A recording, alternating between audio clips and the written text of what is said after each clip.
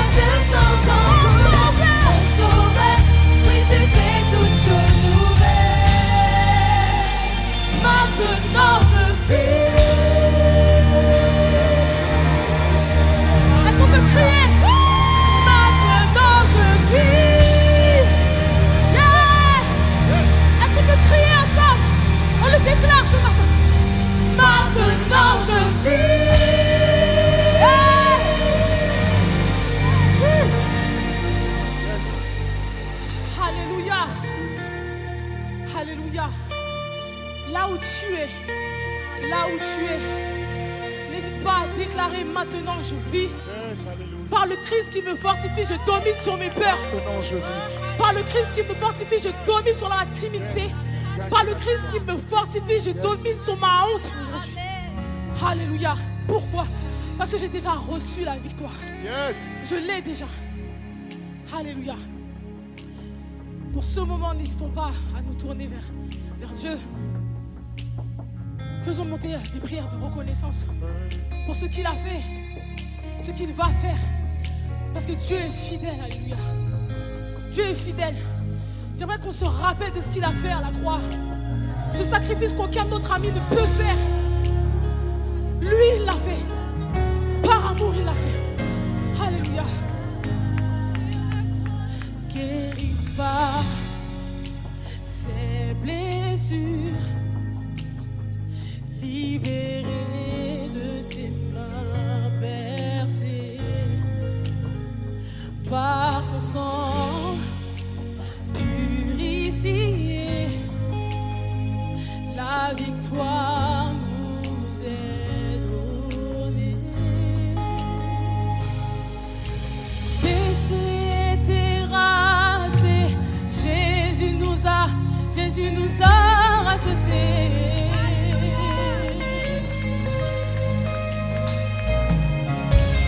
Il nous a libérés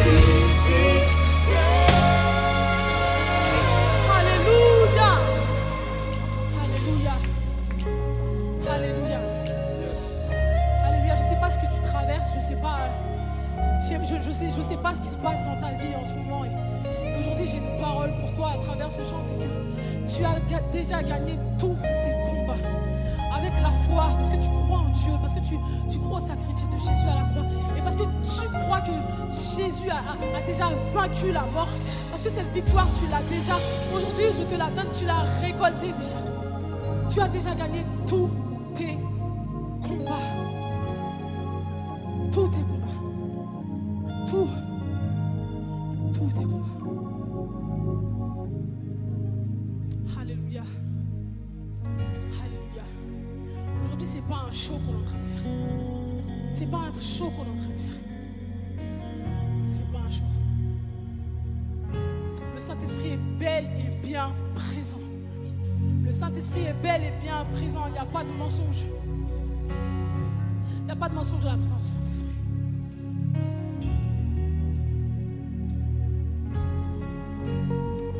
Alléluia. Fais monter des louanges de là où tu es.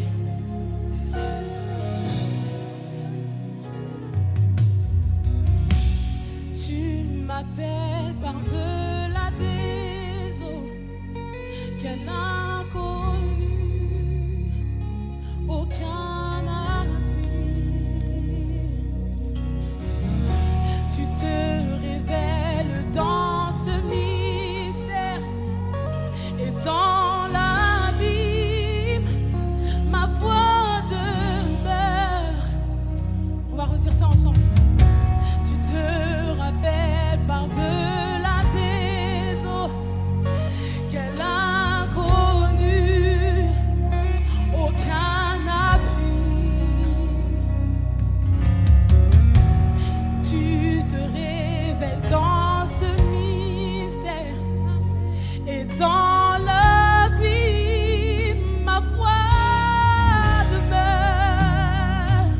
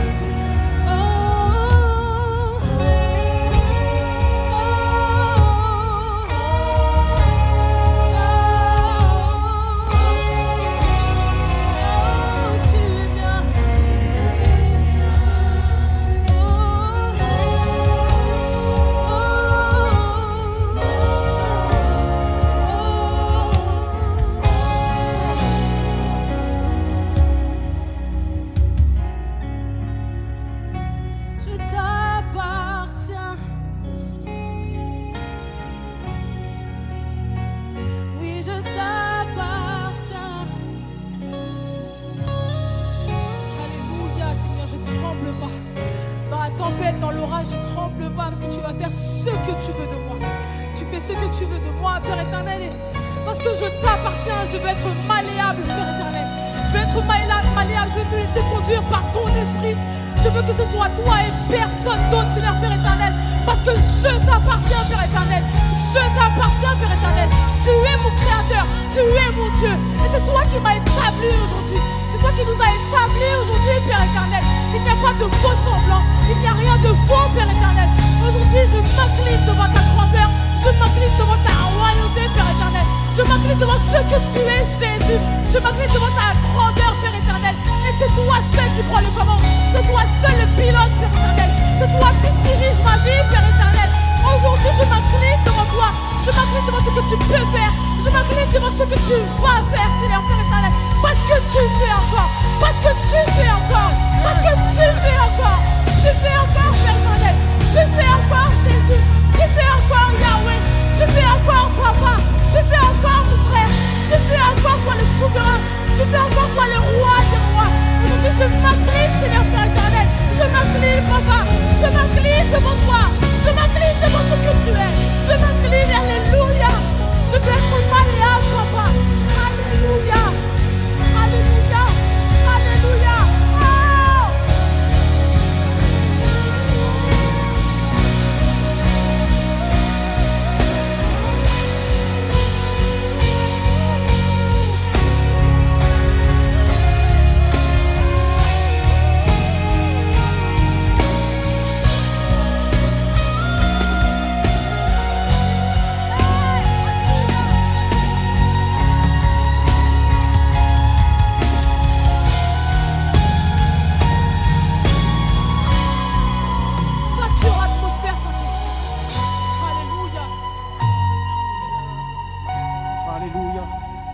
J'espère que là où tu es, tu reçois pleinement ce qui se passe là, maintenant, là où nous sommes.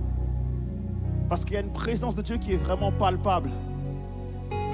Et tous, on est là, en fait, on est au bénéfice de la présence de Dieu.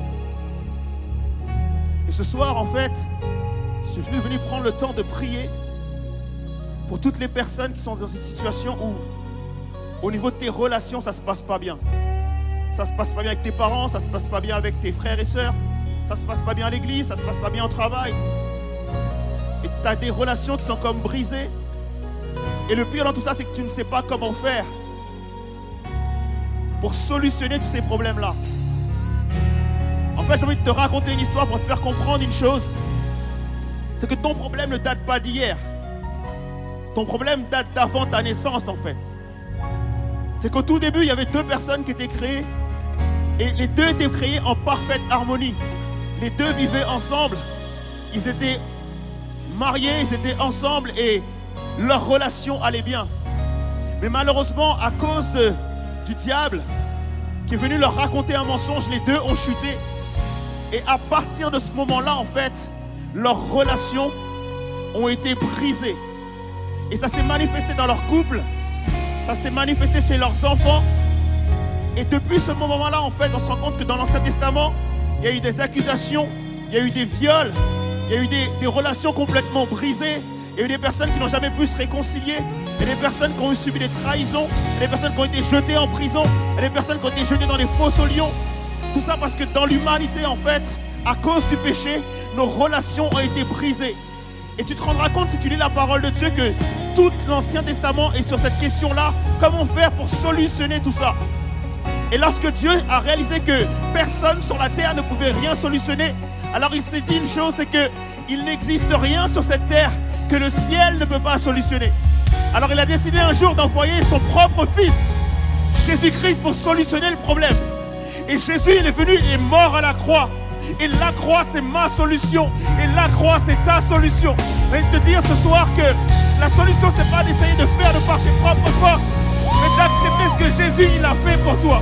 En réalité, le royaume de Dieu est venu sur la terre pour solutionner nos problèmes de relations, nos problèmes de maladie, nos problèmes de difficultés.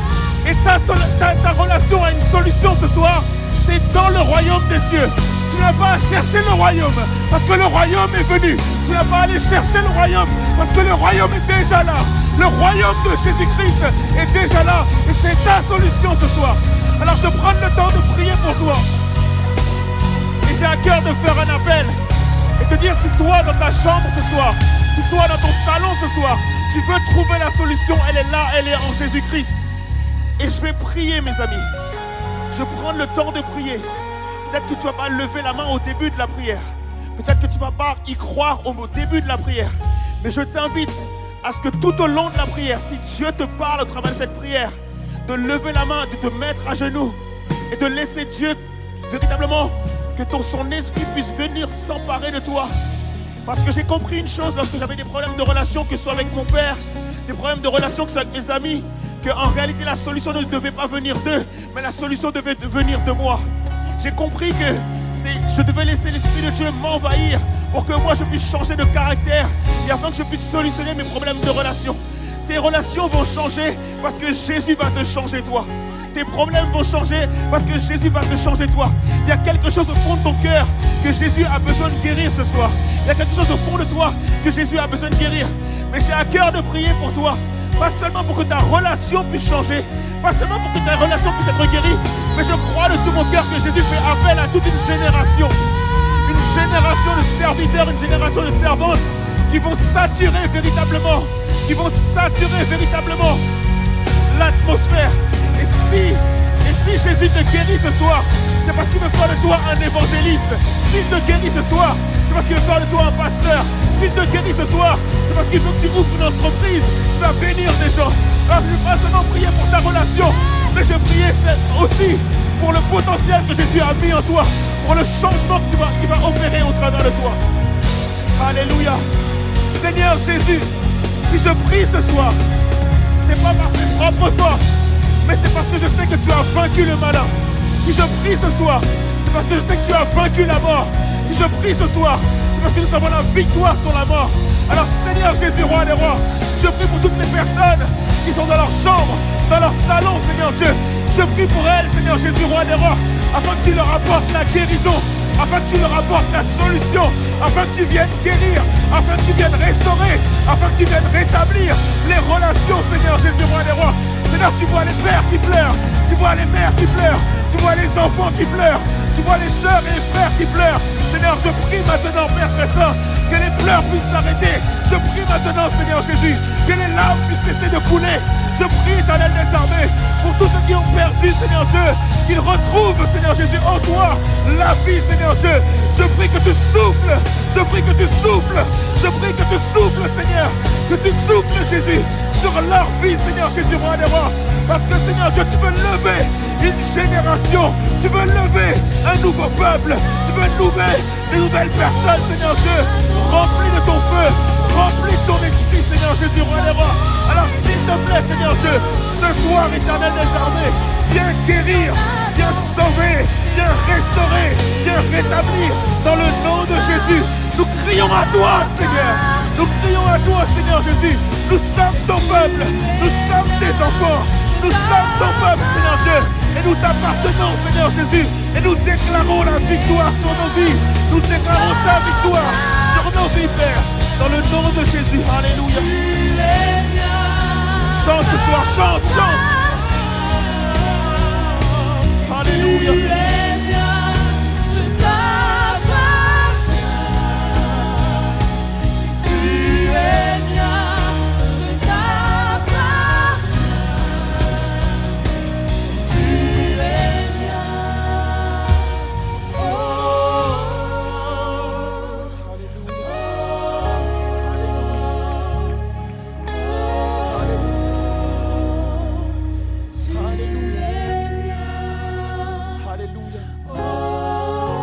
Déclare maintenant la victoire de Jésus sur ta vie. Alléluia. Déclare la victoire de Jésus sur ton cœur maintenant.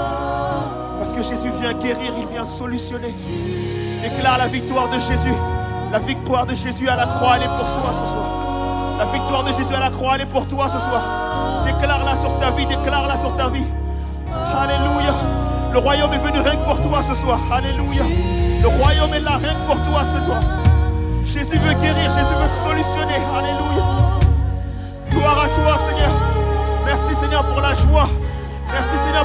joie sur le visage de ses pères. Merci pour la joie sur le visage de ses mères, Seigneur Dieu.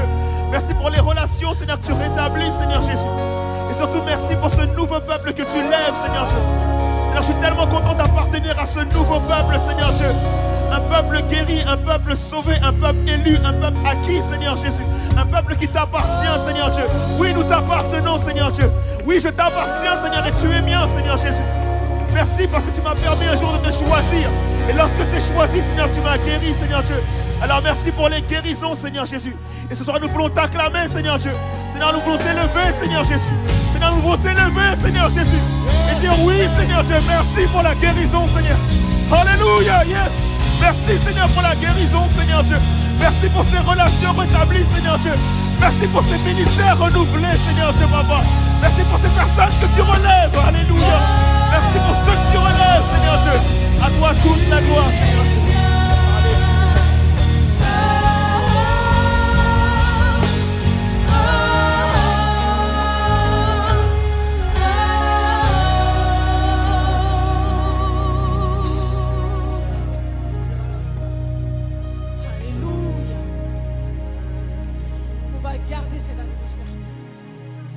Garder cette atmosphère.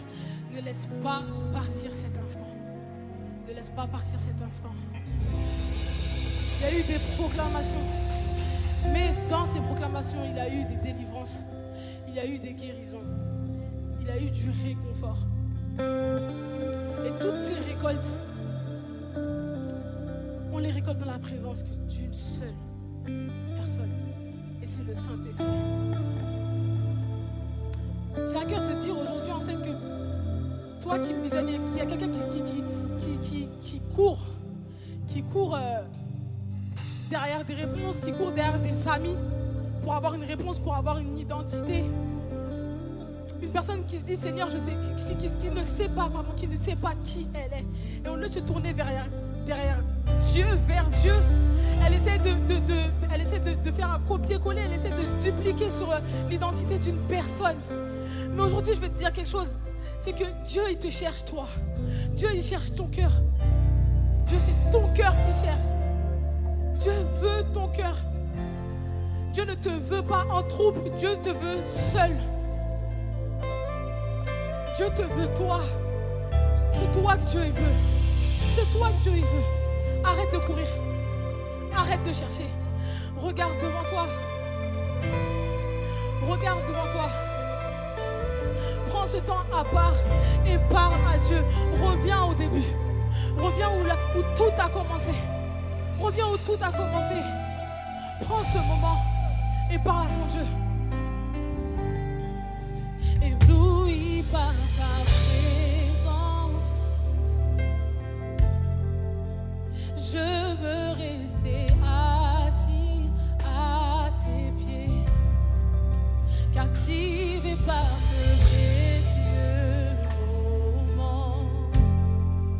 Je ne peux m'en aller. Je n'exige rien de ta part.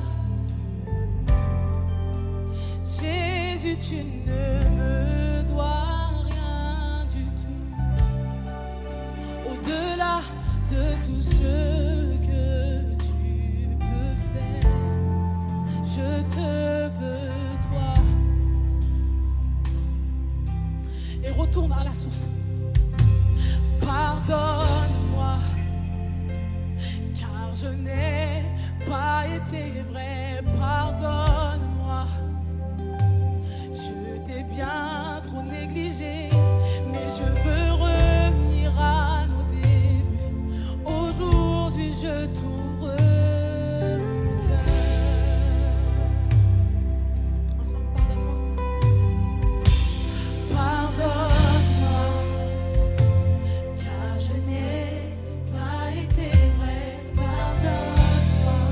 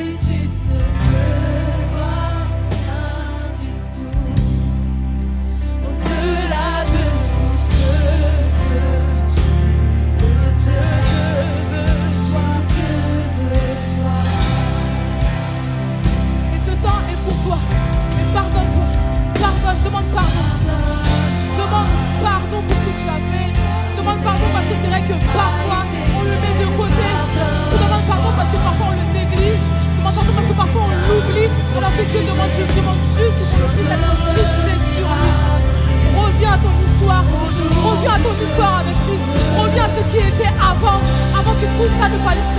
Reviens à la source, reviens au début. Pardonne-moi, Seigneur Dieu.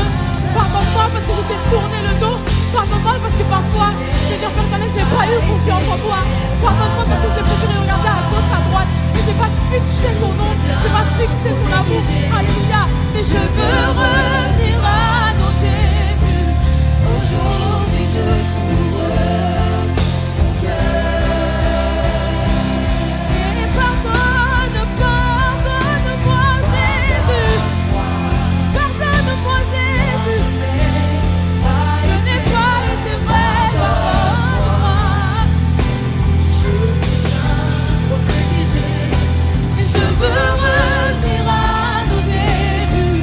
Aujourd'hui, je t'ouvre mon cœur.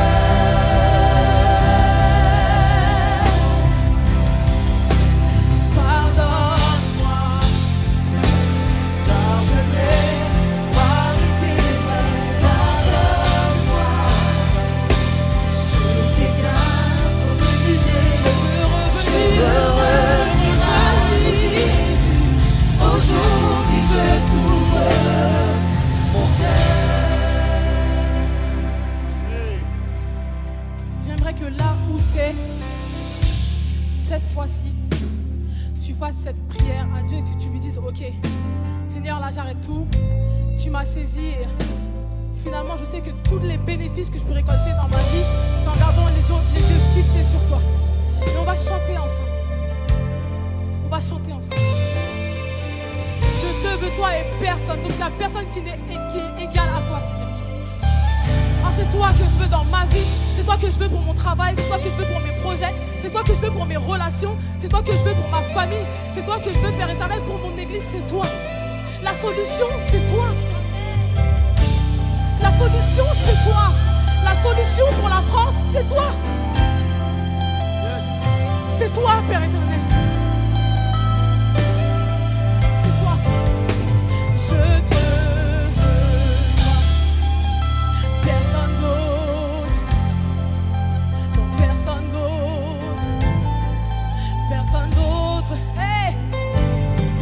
Je te veux, toi, personne d'autre, personne d'autre, personne d'autre que toi.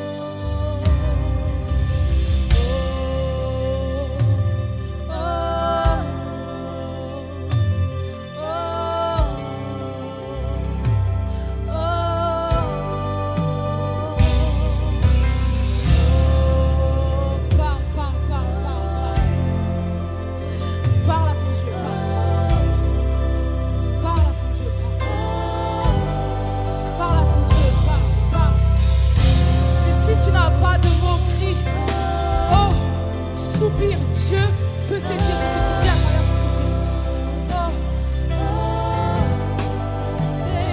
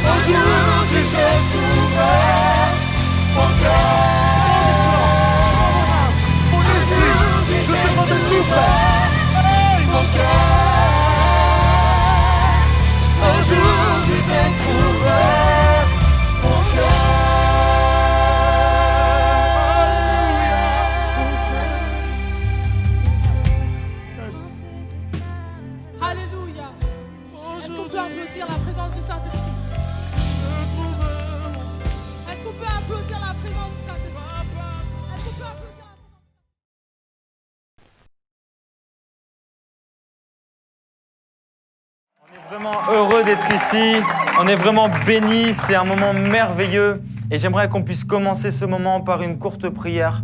Nous voulons fermer les yeux et dire « Seigneur Jésus-Christ, prends tout le contrôle ». Que ce moment, Seigneur, ne soit pas un moment qu'un homme dirige, mais que toi tu diriges, Seigneur. Saint-Esprit, fais ton entrée, tu es le bienvenu. Je prie que, Seigneur, toutes les personnes connectées maintenant puissent ressentir ta présence, Père. Qu'il y ait un shift dans l'atmosphère, Seigneur. Seigneur, ce qui caractérise cette conférence est l'atmosphère, Père. Et nous voulons déclarer, prophétiser qu'une atmosphère favorable, Seigneur, soit présente durant cette conférence, Père éternel. Que tout ce qui sortira de ma bouche vienne de toi, éternel Dieu, et qu'une personne se réconcilie avec toi. Au nom de Jésus-Christ, Amen. Gloire à Dieu. Alors, lorsqu'on priait, je demandais au Seigneur quel message je pouvais t'apporter. Quel message le Seigneur avait pour toi. Parce qu'aujourd'hui, je ne m'adresse pas à une multitude, je m'adresse à toi.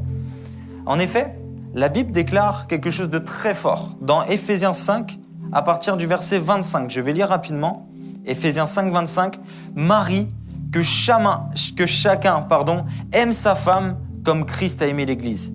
Et s'est livré lui-même pour elle, afin de la sanctifier en la purifiant et en la lavant par l'eau de la parole. » En réalité, j'ai compris une chose en lisant ceci. C'est que beaucoup de personnes cherchent à être dans une religion, à atteindre Dieu, et à essayer de comprendre Dieu, à essayer de l'atteindre, alors qu'en réalité, c'est lui-même qui est descendu. Toi, tu as cherché à l'atteindre par différentes religions, et ça a été compliqué, mais aujourd'hui, c'est Dieu qui se présente à toi. Aujourd'hui, c'est Dieu qui se livre pour toi. C'est Dieu qui descend dans ta maison, là où tu es, et il veut te parler. Moi, j'étais dans le monde avant, et j'essayais de me rapprocher de Dieu, mais je n'y arrivais pas. Car la religion sont les moyens des hommes pour atteindre Dieu. Mais la relation, c'est les moyens de Dieu pour atteindre les hommes. En réalité, l'homme a toujours voulu connaître Dieu, et c'était trop compliqué. Dieu était tellement loin dans les cieux, tellement loin selon les hommes. Mais en réalité, il est descendu et il s'est fait homme parmi les hommes. La Bible ira jusqu'à dire qu'il n'a point regardé comme une proie arrachée d'être égal à Dieu, mais il s'est humilié, prenant une forme de serviteur. En effet, l'homme n'a pas compris quand Moïse a instruit la loi. L'homme n'a pas compris quand les prophètes ont prophétisé. Alors Dieu est descendu lui-même et a montré l'exemple.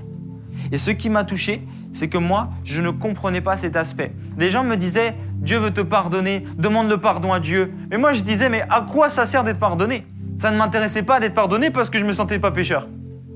Mais un jour, quelqu'un m'a dit, Dieu ne veut pas simplement te pardonner, il veut également se réconcilier avec toi. Et il y a une différence entre le pardon et la réconciliation. Aujourd'hui, Jésus-Christ veut pas simplement te pardonner, mais il veut se réconcilier. Se réconcilier, ça veut dire se réinvestir dans ta vie. En fait, ta vie l'intéresse. Tu intéresses Dieu. Jésus-Christ est mort non pas simplement pour te donner la vie éternelle, mais pour tous les domaines de ta vie. Et je sais qu'il y a des personnes connectées, vous vous dites, mais Dieu ne se soucie jamais de ce que je vis. Il se soucie jamais de ce que je vis. Il se soucie jamais. Mais j'aimerais te dire ceci. Combien de fois l'inquiétude t'a béni? Combien de fois l'inquiétude a servi à quelque chose? Très souvent, on s'inquiète et on pense que Dieu va agir parce qu'on s'inquiète. Alors que l'inquiétude, c'est le contraire de la foi. Le contraire de la foi, c'est le doute. Et je dirais même que si la foi, c'est une confiance en Dieu, le doute est une confiance en le diable. La Bible dit, nul ne peut avoir deux maîtres. Si quelqu'un dit aimer Dieu, mais s'inquiète pour l'argent, il fait de l'argent son Dieu. Une fois, j'étais chez mon père et j'ai senti une voix comme ça. Le Seigneur me parlait et il m'a dit, pourquoi as-tu fait de l'argent ton Dieu?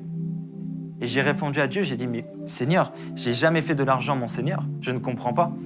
Et Dieu m'a dit, chaque fois que tu t'inquiètes, tu fais de l'argent ton Dieu.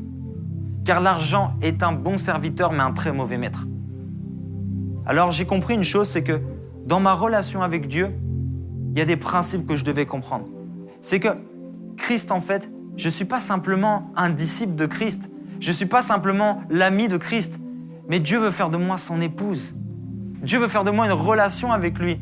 En fait, c'est incroyable, mais tu as le droit en fait, de faire plaisir à Dieu, mais tu peux aussi le détruire. La Bible dit, n'attristez pas le Saint-Esprit. En fait, dans ta relation avec le Seigneur, il faut que tu puisses te dire, est-ce que ma vie lui rend témoignage? Est-ce que ma vie lui plaît? Est-ce que ma vie lui appartient? Est-ce que lorsque je vis, ça démontre que je lui appartiens? Est-ce que lorsque j'ai une relation avant le mariage, je plais à Dieu? Parce qu'on se prépare pour plaire à une femme. N'est-ce pas que, admettons, le 31 décembre, on va bien s'habiller, se préparer, mettre du gel, et on va se préparer, on va se faire beau, mais on ne se prépare pas pour la rencontre avec le Seigneur. On mène notre propre vie, et on ne se soucie pas si Dieu est fier de nous. On ne se soucie pas parce qu'on est dans les sentiments et dans les émotions. D'ailleurs, le mot sentiment, il y a sentir et mentir dans le même mot. Donc souvent, ce que tu ressens, c'est faux. Dieu ne veut pas que tu sois dans les sentiments. Dieu veut que tu sois selon sa parole. Et tu ne sais peut-être même pas ce que cette parole dit. Tu n'as peut-être même jamais entendu un verset. Mais j'aimerais te dire que sans Jésus-Christ, toute l'humanité est vouée à l'enfer. Oui, parce que par un seul homme, on a tous été séparés de Dieu. Tous. C'est pour ça qu'il y a des guerres. C'est pour ça qu'il y a des gens qui violent. C'est pour ça qu'il y a des meurtriers. Parce que l'homme est né avec une nature déchue. C'est pour ça qu'on n'a jamais appris à un enfant à mentir, pourtant il ment. Et des fois on se dit, mais comment t'as appris ça? Comment t'as appris ça? C'est sa nature adamique. Un seul homme nous a tous séparés de la présence de Dieu, Adam, en péchant. Toute la génération en dessous d'Adam est née avec le péché. C'est pour ça que naturellement, il y a des pulsions qui ne sont pas bonnes. Des hommes tombent dans la masturbation, ils ne se rendent même pas compte que c'est un péché. On commence à mépriser nos parents et on ne s'en rend pas compte parce qu'en fait, on est comme ça. Mais j'aimerais te dire ceci. La Bible dira, et ça c'est vraiment un scandale, moi ça m'a scandalisé quand j'ai vu ça, avant que tu étais né, je te connaissais déjà. Et la Bible dit, ne vous conformez pas au siècle présent, mais soyez renouvelés dans votre intelligence. Attends, si je dois me renouveler, ça veut dire que j'avais déjà. Ok. Ce qui veut dire que Jésus ne souhaite pas me changer, il souhaite me rétablir à l'original. Ok. Avant de naître, tu étais avec Christ. Parce que c'est Dieu qui t'a créé. Avant d'être matérialisé dans ce corps, tu étais déjà avec Dieu. Tu es né dans une nature pécheresse et tu dois maintenant revenir à ta connaissance que tu avais déjà. Il y a quelqu'un qui ne comprend pas. Avant même que tu sois matérialisé sur terre, tu étais déjà avec Dieu parce que c'est Dieu qui t'a créé. Quand la Bible dit « Ne vous conformez pas, mais soyez renouvelés, car avant que tu naisses, je te connaissais », ça veut dire qu'en fait, Jésus ne souhaite pas me changer. Jésus souhaite me rétablir et en fait, c'est le monde qui m'a changé. Jésus ne souhaite pas te changer. C'est le monde qui t'a changé. Jésus souhaite que tu reviennes à la vraie, à la version 1.0, au véritable. Le monde t'a changé. Avant, t'étais quelqu'un qui pardonnait. Regardez les enfants. Jésus dit quoi?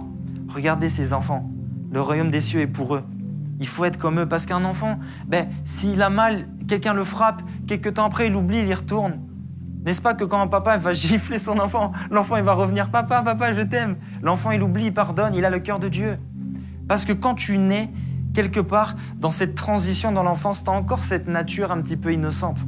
Avant que le diable t'attrape, réveille ta nature charnelle. Et aujourd'hui, j'aimerais vous dire, ne nous présentons pas devant Dieu comme des serviteurs, comme des prophètes, comme des pasteurs, des apôtres, mais comme des enfants, disant « Père, je veux que tu me redonnes ma vraie nature ». La Bible déclare que par un seul homme, tous ont été séparés. Mais par un seul homme, tous ont été réconciliés. Toujours le mot réconciliation. Ce mot-là, ce n'est pas simplement le pardon. La réconciliation, c'est Dieu qui revient dans ta vie et qui s'investit dans tout ce que tu fais.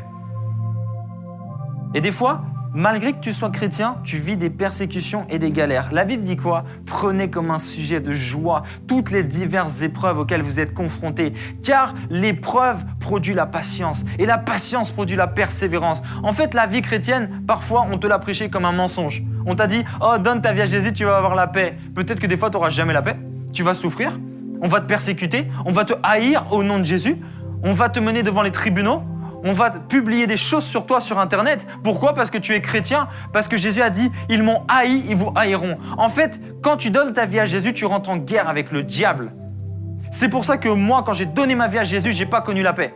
Je n'ai pas connu la paix. Pourquoi? parce qu'il y a le diable qui s'est levé et qui a voulu me combattre. Première fois que je vais à l'église en 2015, je vais à l'église, tout ça. Moi, je suis un jeune normal, je fais du skate, j'ai des copines, je vais en boîte, tout va bien. Et puis, il se passe quoi? Je vais à l'église et quand je rentre, j'entends « suicide-toi, suicide-toi, suicide-toi ». Ah, des pensées comme Jeanne d'Arc. Des pensées, ça me persécutait, c'est incroyable. Et j'appelle quelqu'un, je dis « Allô, Grassa, je comprends pas. Tu m'invites à l'église, vous m'avez fait quoi là ? J'avais une vie normale, maintenant j'ai des pensées de suicide. » Et elle me dit ceci, « Ok, avant t'étais comme tout le monde, mais là t'as fait un pas vers Dieu, le diable t'a vu. Lorsque tu donnes ta vie à Jésus, tu déclares une guerre au diable. Et j'aimerais vous prêcher un vrai évangile. Le véritable évangile n'est pas de donner sa vie à Jésus pour souffrir, mais donner sa vie à Jésus pour appartenir au royaume. Lorsque tu vas mourir, ça ne sera pas la fin de toute chose, mais le commencement. Le commencement, soit d'une vie proche de l'éternel, soit une vie en enfer. Et voici un des grands mensonges du diable. L'enfer, c'est cool. Oh, il y a Coluche, on va rigoler, on va commencer à danser, il y aura différents artistes, on sera avec Michael Jackson, ça sera une soirée. Non, l'enfer, c'est terrible. L'enfer, c'est terrible. Et l'enfer, c'est terrible. Et j'ai demandé à Dieu, le jour de ma conversion, j'ai dit, montre-moi c'est quoi l'enfer. J'ai eu une vision. Et je vous dis, on est tombé comme dans un volcan. Et puis, il y avait des gens qui nous persécutaient. On ne pouvait pas fuir à part aller dans la lave. Et j'avais aussi mal qu'en vrai. Là, si je me pique, j'ai mal en vrai. Et mon âme, elle avait aussi mal quand j'étais en enfer, dans la vision. Je te dis une chose, l'enfer est plus réel que ce monde maintenant. L'enfer est plus réel et il est éternel.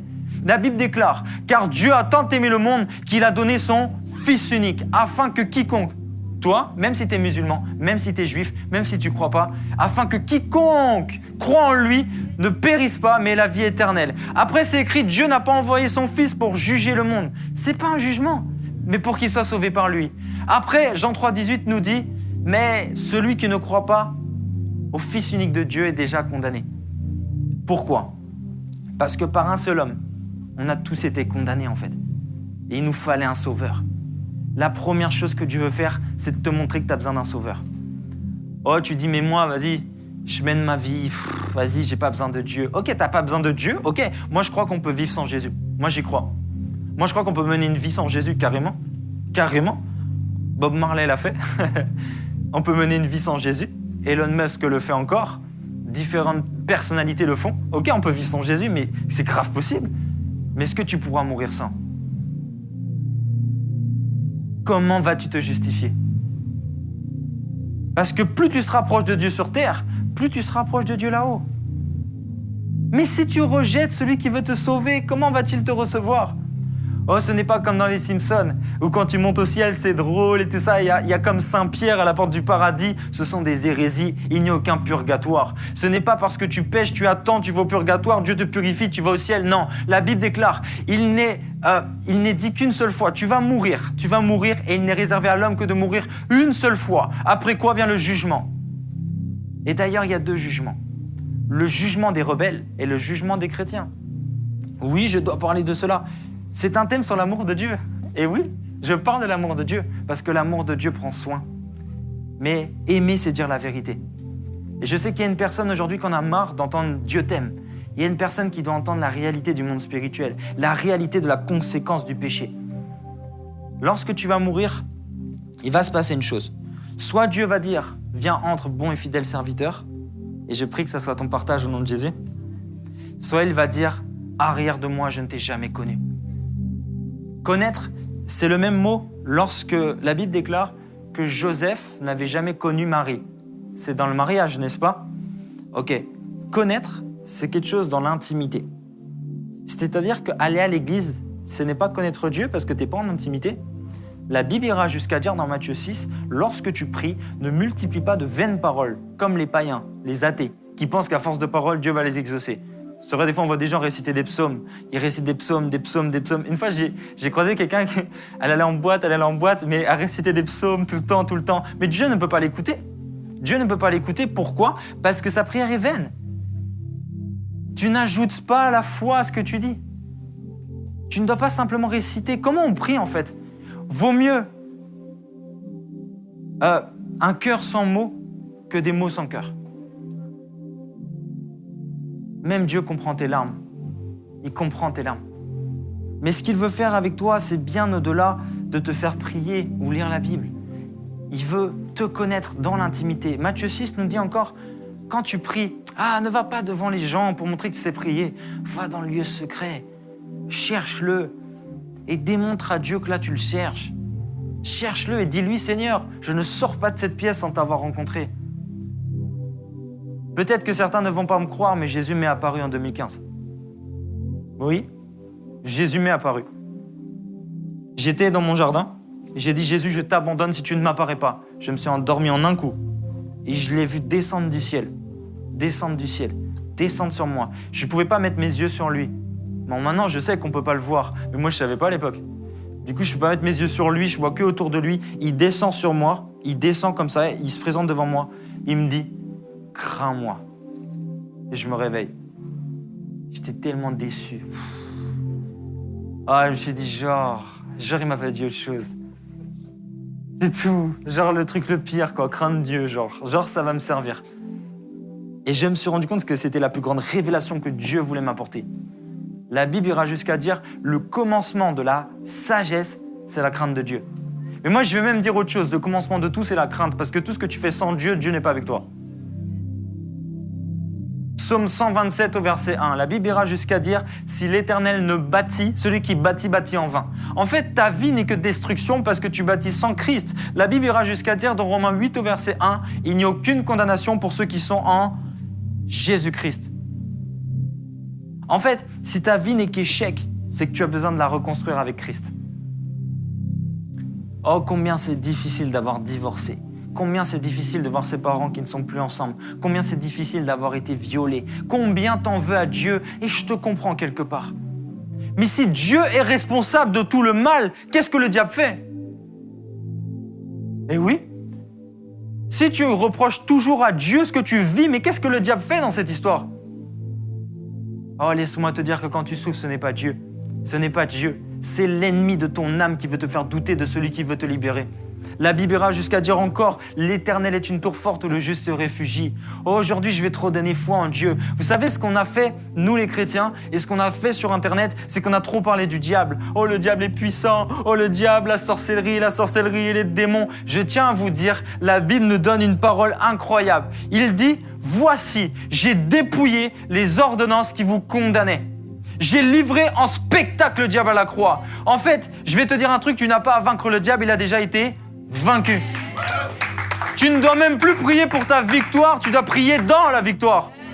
Oh, est-ce qu'on peut bouger nos pieds comme ça? Bougez nos pieds. Bougez vos pieds.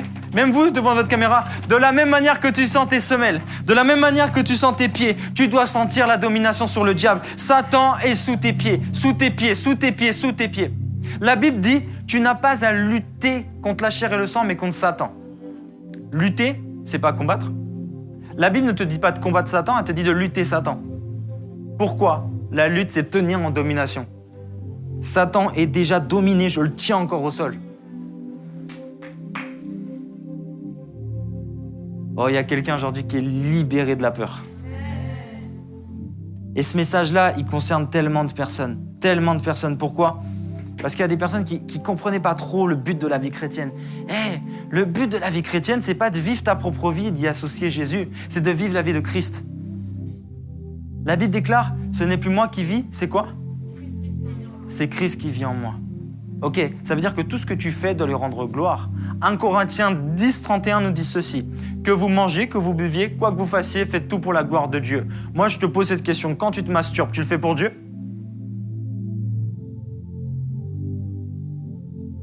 Quand tu parles mal et tu critiques, t'appelles une copine pour parler sur le visage d'une fille que tu as vue sur Insta, tu fais ça pour Dieu? Quand tu regardes les filles et tu scrolles sur TikTok, est-ce que tu fais ça pour Dieu? Ok. Eh bien, je tiens à te dire ceci. Si tu culpabilises, Dieu ne veut pas que tu culpabilises. La culpabilité te mènera en enfer. Dieu veut que tu te repens. Que tu dises, ok, Père, je culpabilise plus. Je veux juste que toi, tu mènes ma vie. En fait, l'évangile est une bonne nouvelle et non une condamnation. C'est de reconnaître que tu es pécheur et que tu as besoin d'un sauveur. Oh, combien, moi, je ne me sentais pas pécheur devant Dieu. Ah, je me sentais tout sauf pécheur. Qu'est-ce que je fais de mal? J'avais des relations avec plusieurs femmes. Bah quoi, je donne de l'amour? En quoi je pêche? Mais j'ai compris que mes desseins, mes volontés ne sont pas ceux de Dieu. Et en fait, tu dois apprendre à confronter, non pas à comment vivent les autres. C'est pas parce que tu vois un chrétien qui fait n'importe quoi, qui forcément il est dans la vérité. Des fois, on base notre vie chrétienne sur les autres, plutôt que de se baser sur la parole. Mais j'ai une bonne nouvelle dans tout cela. Dans Ésaïe 6, regardez ce qui se passe. Il y a un prophète, Dieu lui apparaît, truc de fou, et il dit « L'année de la mort du roi Osias, je vis le Seigneur assis sur un trône très, très élevé, et les pans de sa robe remplissaient le temple. » Ok.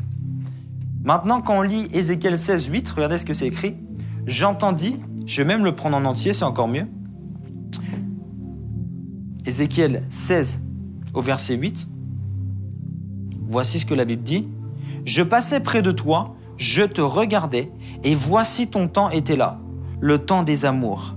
J'étendis sur toi le pan de ma robe, je couvris ta nudité, je te jurai fidélité, je fis alliance avec toi, dit le Seigneur l'Éternel, et tu fus à moi. »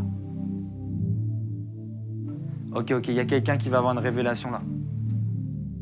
Dans la coutume juive, lorsqu'un homme prenait le pan de sa robe pour couvrir une femme, c'était une demande en mariage. Lorsqu'Ésaïe a une vision du Seigneur, il voit un pan de robe qui a été jeté. Oh, je sens la présence de Dieu quand je vous parle. La première fois où Ésaïe voit Dieu, il voit une demande en mariage. Lui-même, il comprend. Il se dit, waouh, je suis en train de voir Dieu et il me demande en mariage. Dieu a toujours souhaité t'épouser depuis le début de la création. Il a toujours voulu t'épouser, même quand tu péchais. Il a toujours voulu être ton meilleur ami. Il a toujours voulu être ton époux. Oui, il a voulu s'investir dans ta vie et prendre soin de toi. La première fois où Ésaïe voit le Seigneur lui demander en mariage. Et il y a une femme dans la Bible, elle est là, elle a des pertes de sang depuis des années, elle a vu plein de médecins, elle ne sait plus quoi faire. Et elle arrive devant Jésus et elle touche le pan de sa robe. Elle se présente comme une épouse. Dieu l'a guérie. Il dit, oh, une force m'a quitté. Jésus dit ça, une force m'a quitté. Et les disciples disent, mais qu'est-ce qui se passe?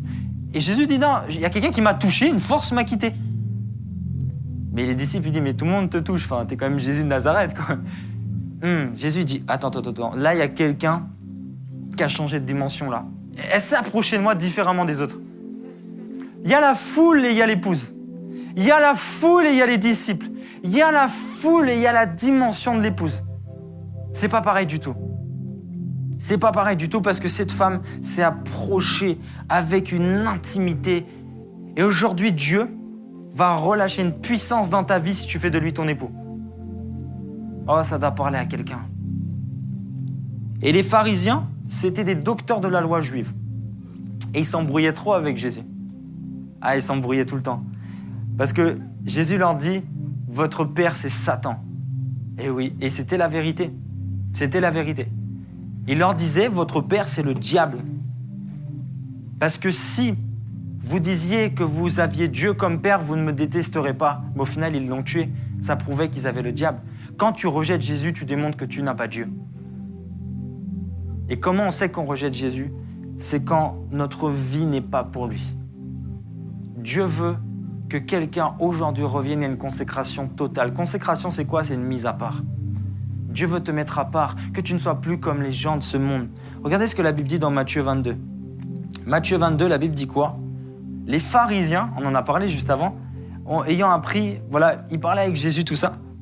Et l'un d'eux, docteur de la loi, lui posa une question pour l'éprouver. En fait, quand les pharisiens posaient des questions à Jésus, c'était pour le discréditer. Ils posaient des questions compliquées.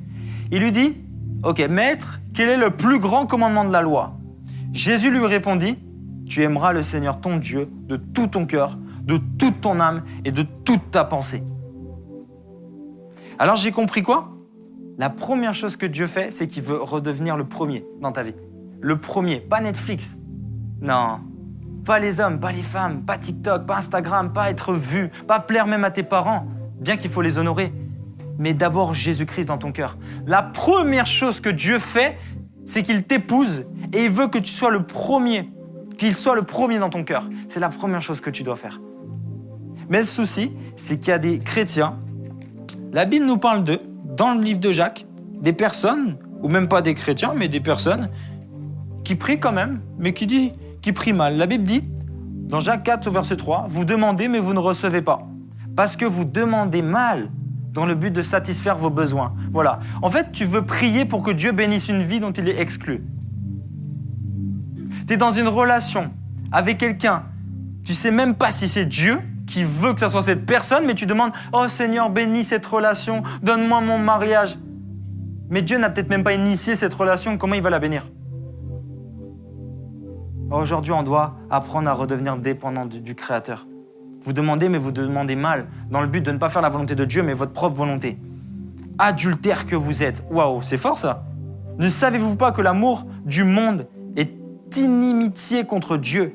Celui donc qui veut être l'ami du monde se rend ennemi de Dieu. Ok, ça y est, j'ai compris. Si je continue à être comme tous les gens de ce monde, je ne peux pas dire que je suis sauvé. Le salut, écoutez bien, c'est par la foi. Si tu crois en Jésus, tu as la vie éternelle. Gloire à Dieu pour cela. Mais la Bible ira encore jusqu'à dire dans Jacques que la foi sans les œuvres est vaine et morte, tout comme le corps sans l'âme est mort. La Bible dit, j'aime bien dire la Bible dit parce qu'on doit tous se baser sur la Bible. Amen. C'est écrit, les démons croient en Dieu. Les démons croient en Dieu et ils tremblent. Du coup, ça change quoi de croire? Non, la Bible dira bien que montre-moi tes œuvres et je te dirai la foi que tu as. Après le passage de Jésus, on voit actes des apôtres. C'est marqué actes des apôtres, pas discours des apôtres.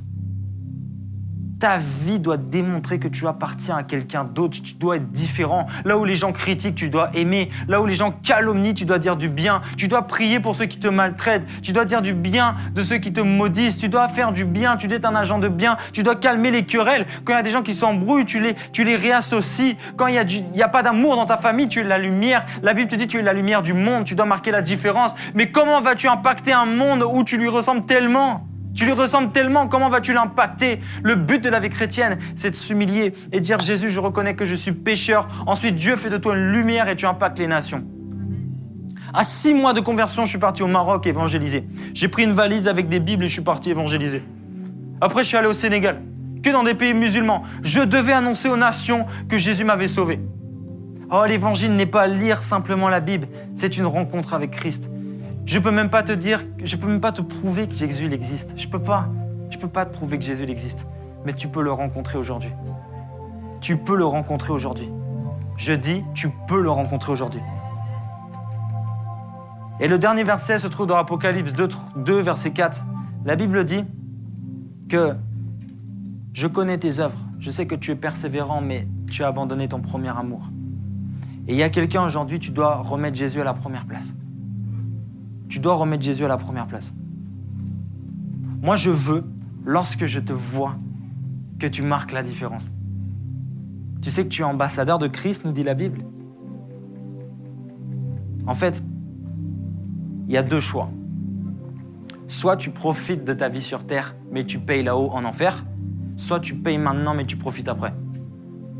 Est-ce qu'une personne aujourd'hui veut commencer à voir au très long terme?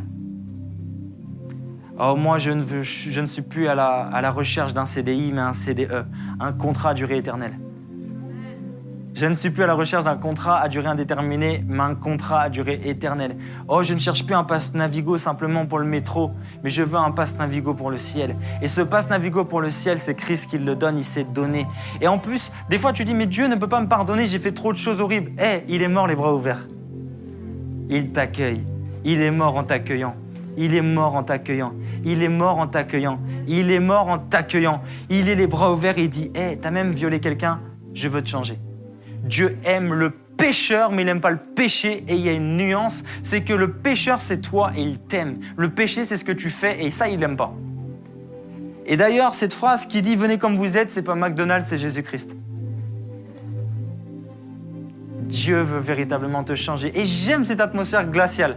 Il y a une atmosphère glaciale parce que la crainte de Dieu s'installe dans les cœurs. Et chacun doit faire cette rétrospection, introspection, toutes les spections possibles pour que tu te dises « Est-ce que je suis vraiment en ordre avec Dieu? Si tu meurs aujourd'hui, où est-ce que tu iras ?» La bonne nouvelle, c'est que Jésus-Christ te tend la main. Et il te dit mon fils, ma fille, tu n'as pas à payer pour tout ce que tu as fait de mal. Aujourd'hui, je souhaite te sauver et t'offrir la vie éternelle. Et une paix qui surpasse toute intelligence va remplir ton cœur. Oh, combien je suis heureux maintenant d'être en Christ. Oui, ça a été dur, mais ça en valait la peine. Alors j'aimerais juste, pour clôturer ce moment, qui est passé tellement vite, waouh, j'aimerais juste qu'on puisse prier avec toi. Même si tu es musulman, tu n'as jamais prié, tu ne connais pas Dieu, tu n'as jamais prié. Ok, c'est simple. J'ai dit quoi? Vaut mieux un cœur sans mots que des mots sans cœur. Alors, je veux juste te recommander dans la présence de Dieu. Et je veux juste que tu prennes cette décision. Dieu n'est pas ton pote. Dieu est amour, mais il n'est pas ton pote. Ça veut dire quoi? Tu dois apprendre à craindre Dieu. Dans ta vie de tous les jours, je veux voir maintenant que tu n'appartiens pas à ce monde. Tu es dans ce monde, mais tu n'es pas de ce monde. Alors, je vais tout simplement te remettre entre les mains du Seigneur. Et Père, je veux te remettre cette personne qui est touchée. Je veux te remettre dans les mains du Seigneur. Et je veux déclarer que toute ta vie, tu auras cette facilité à plaire à Dieu. Et j'aimerais que tu puisses répéter cette prière où tu dis simplement « Seigneur Jésus-Christ ». De tout ton cœur, « Seigneur Jésus-Christ ». Aujourd'hui, je reconnais que j'ai péché contre toi. Et je te demande pardon. Aujourd'hui, je prends une décision radicale, Seigneur. Je prends la décision ferme de t'appartenir et de t'accepter dans mon cœur. Je t'accepte comme mon Seigneur et mon Sauveur. Fais de moi ton disciple. Aujourd'hui, je renonce au péché et à tout ce qui te fera du mal. Je renonce au monde, Et je déclare, éternel Dieu, que toute ma vie est entre tes mains. Aide-moi, Seigneur, à faire ta volonté. Car je reconnais que de moi-même, je n'y arrive pas. Et là où tu es, je veux déclarer que la présence de Dieu puisse descendre. Descendre. Là où tu es, là où tu es, là où tu es, là où tu es. Oh, que la gloire de l'Éternel descende. Oh, il y a une personne qui ne sentait pas la présence de Dieu, tu commences à la ressentir. Oh, tu sens cette couverture chaude descendre sur toi. Cet amour divin qui te dit, tu es sauvé, tu es sauvé, tu es sauvé, tu es sauvé.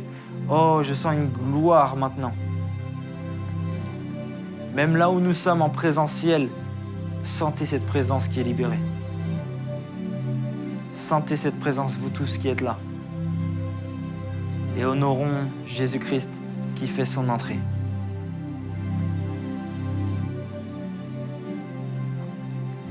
Je sais qu'il y a une personne qui voit les larmes monter maintenant parce que tu réalises que tu étais tellement loin de celui qui t'aime. La Bible dit, il t'a aimé le premier, alors aime-le en second, mais fais de lui ton premier. Oh Père, nous voulons dire merci Jésus de nous avoir sauvés. Tu dis dans ta parole, nul ne peut venir au Père si c'est moi qui ne l'attire. Oh Seigneur, merci de m'avoir sauvé. Aujourd'hui, la colère de Dieu ne demeure plus sur moi parce que Père, tu as donné ton Fils Jésus. Oh Père, merci. Parce qu'un jour dans tes parvis, dans ta présence, vaut mieux que 1000 ailleurs. Oh Père, merci. Merci pour ta présence, Père. Et durant toute cette conférence, ce serait une grande erreur de ne pas assister jusqu'au bout de cette conférence. Atmosphère, c'est un mot incroyable. Pourquoi? Est-ce que tu savais que la Bible dit que Satan est le prince de l'air? C'est-à-dire que Satan s'accapare des atmosphères pour t'empêcher de prier. Il veut polluer ta vie de prière. Il veut polluer la présence de Dieu. Il veut prendre toute l'atmosphère. Mais je tiens à vous dire qu'il a copié ça de Dieu. Parce que la présence de Dieu chasse le diable. L'atmosphère de Dieu chasse le diable. La Bible dit, le joug est brisé à cause de l'onction.